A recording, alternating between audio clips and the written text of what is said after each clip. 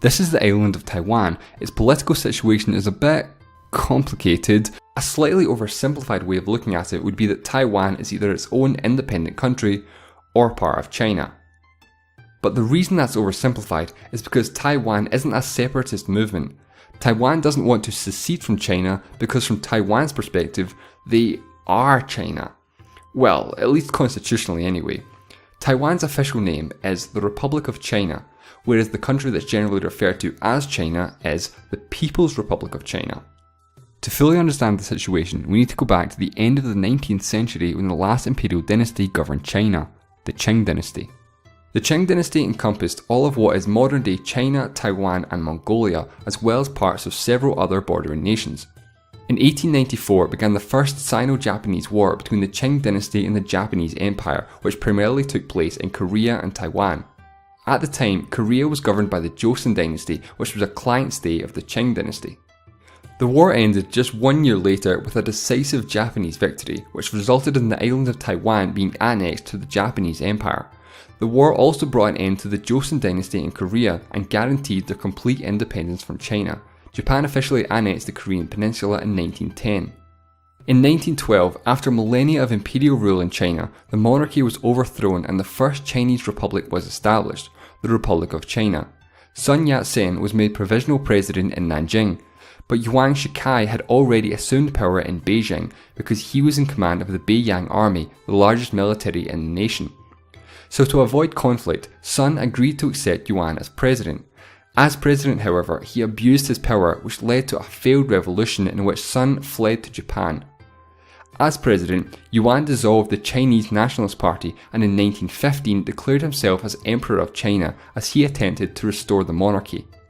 His death 1 year later began what became known as the Warlord era in Chinese history, as the country became fragmented into different factions. In 1917, Sun Yat-sen, generally considered the founder of the Republic of China, returned from exile to re-establish the Republic. He revived his Nationalist Party under the name of Kuomintang. The government was established in the south of the country as the north was dominated by warlords and the Imperial Beiyang army. Sun Yat-sen wanted to unite the country under one government, however he lacked the military power to take on the warlords. After help from the West was refused, assistance came from the Soviet Union. In exchange for their military assistance, they asked that the Kuomintang cooperate and ally with the much smaller Chinese Communist Party. The warlord era came to an end with a 2-year military campaign called the Northern Expedition. However, before this military campaign was complete, the alliance between the nationalists and the communists began to fall apart after the death of Sun Yat-sen in 1925. The Kuomintang party split into two separate right and left-leaning factions. The left-leaning faction moved its capital to Wuhan. The original right-leaning Kuomintang party, now led by Chiang Kai-shek, took control of Nanjing and declared it their capital. The Chiang nationalists sought to purge the communists among their ranks, and in April of 1927, in what became known as the Shanghai Massacre, thousands of communists were executed by nationalist forces. The left-leaning Kuomintang faction which broke away also began executing communists, and the party ultimately collapsed, leaving the original party as the sole legitimate government of China. The execution of communists ended their alliance with the Soviet Union and led to the start of the Chinese Civil War between the nationalists and the communists. The war began in August of 1927 with the Nanchang Uprising and the founding of the Red Army, the army of the Communist Party with Mao Zedong as commander-in-chief. 4 years later, in 1931, with the Civil War still ongoing, the Empire of Japan sought to use the war as an opportunity to expand their sphere of influence by invading China. The Japanese Imperial Army invaded the east coast of China and occupied Manchuria, as well as other nearby lands. Japan installed their own puppet government and fighting continued, although it didn't escalate until all-out war between the two nations. Until 1937, when it did.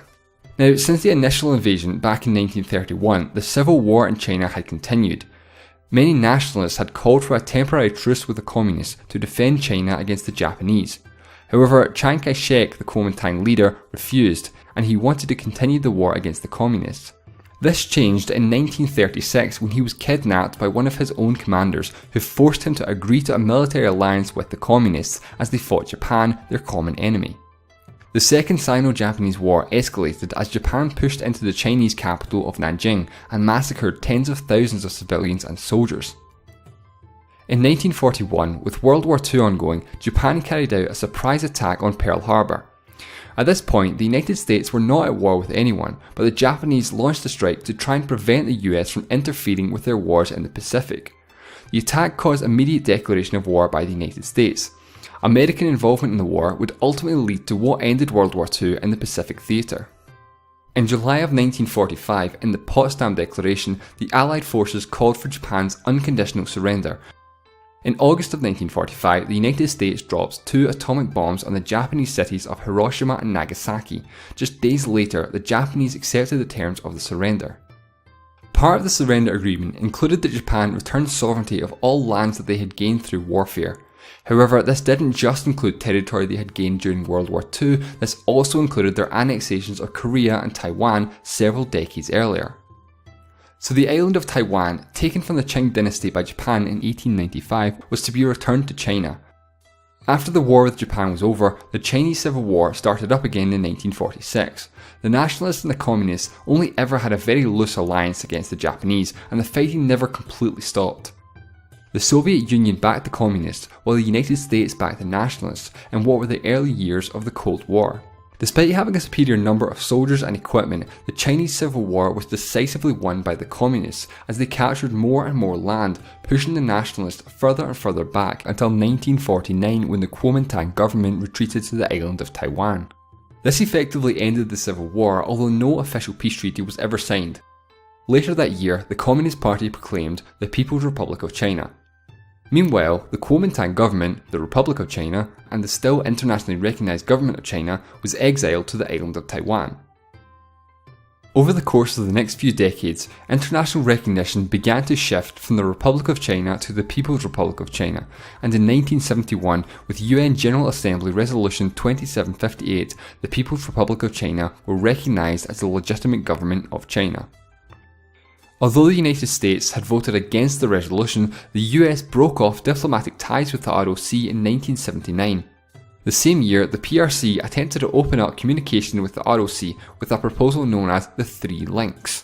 This, however, was completely rejected by the ROC, who responded by adopting the Three No's policy: no contact, no compromise, no negotiation.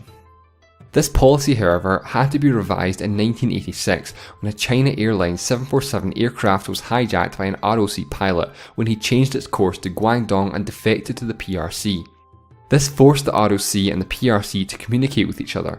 In 1992, the two governments met, coming to an agreement which was known as the 1992 Consensus, the consensus being that both sides adhere to the One China policy. The One China policy is the belief that there is only one China and that Taiwan is part of China. However, both sides see themselves as the legitimate government of China. Both sides of the Taiwan Strait agreed that Chinese unification was the eventual goal and that the current situation was only temporary. Before the 1990s, Taiwan had been a one-party state, with the Kuomintang Party as the government. In 1996, Taiwan had its first presidential election, although the Kuomintang stayed in power. However, in the year 2000, the Democratic Progressive Party were elected into government and today are the more dominant party, having won the 2016 election.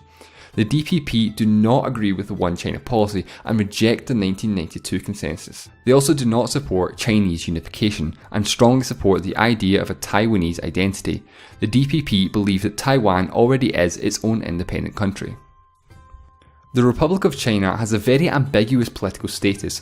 It's not a member of the United Nations, and very few countries officially recognise them as a country. That being said, many countries do have unofficial de facto embassies in Taipei and vice versa. So officially at least, Taiwan is not a country, but in every practical sense of the word, it is. They have their own government with their own president, which has jurisdiction over the whole island of Taiwan. They have their own military, issue their own passports, and they even take part in sporting events such as the Olympics and the FIFA World Cup. However, they participate under the deliberately ambiguous pseudonym of Chinese Taipei. Now you might be thinking, well, Taiwan quite clearly is a country, so why not just make it official? Why not just declare independence and change their name to the Republic of Taiwan or something like that? Well, there is support for Taiwanese independence, but it's not something that has a huge amount of support, and this is because of China.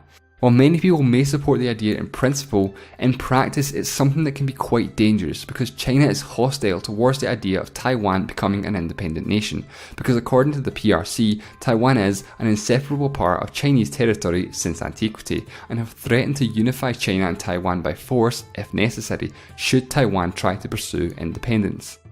So unfortunately, resolving Taiwan's political status is something that could be incredibly difficult or even impossible for the foreseeable future. The two ways to resolve the dispute both seem incredibly unlikely to happen anytime soon. The first, unification. Taiwan unifies with China. This is unlikely because neither side would be willing to give up their claim as the legitimate government of China, and after being separated for several decades, their populations are very different people. The second, independence. This may seem like the most practical approach to solve the dispute, but with China being hostile to Taiwanese independence, it's just too dangerous as something that could be realistically considered at the moment. So the third and most likely scenario, the status quo. In today's geopolitical climate, this seems like the only realistic option. So hopefully now it's clear why I said at the start of the video that saying Taiwan is either its own independent country or part of China is oversimplified. It's a much more complicated issue than that, so obviously there's no yes or no answer to the question, is Taiwan a country, because it depends on who you ask and how you define a country, etc, etc. Taiwan has a long and complicated history that has brought about this ambiguous political status that it has today, a political status that challenges the very meaning of the word country. However, everyday life in Taiwan is generally unaffected and it operates like any other country in the world. The people of Taiwan live their lives like any other people, the majority of whom consider themselves Taiwanese, and the ambiguous political status has very little impact on their day-to-day lives. Nevertheless, it is unfortunate that almost every other country in the world must play along with this facade that Taiwan doesn't exist, and that the issue is generally swept under the rug rather than being discussed or debated simply because it's a controversial topic and can be uncomfortable to talk about. Thanks for watching.